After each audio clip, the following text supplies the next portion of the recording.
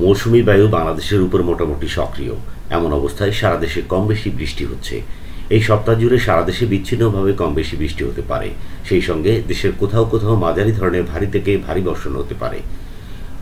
আবহাওয়াবিদ মোহাম্মদ হাফিজুর রহমান জানিয়েছেন, এই সপ্তাহে সব বিভাগে বৃষ্টির আভাস রয়েছে। তবে কোথাও কম, আবার কোথাও বেশি বৃষ্টি হতে পারে।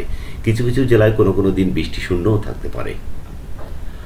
রবিবার আবহাওয়ার পূর্বাভাসে বলা হয়েছে, আজ রংপুর, রাজশাহী, ঢাকা, ময়মনসিংহ, খুলনা, বরিশাল, চট্টগ্রাম ও সিলেট বিভাগের অধিকাংশ জায়গায় অস্থায়ীভাবে দমকা হাওয়া সহ হালকা থেকে মাঝারি ধরনের বৃষ্টি, বজ্রসহ বৃষ্টি হতে পারে।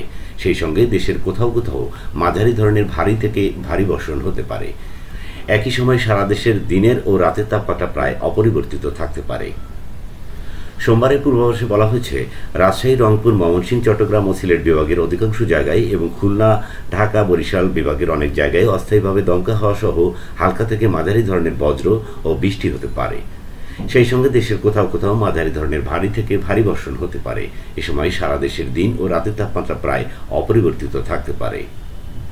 এদিকে শনিবার সকাল থেকে আজ সকাল পর্যন্ত 24 ঘন্টায় সর্বোচ্চ 219 মিলিমিটার বৃষ্টি হয়েছে চট্টগ্রামের সন্দ্বীপে।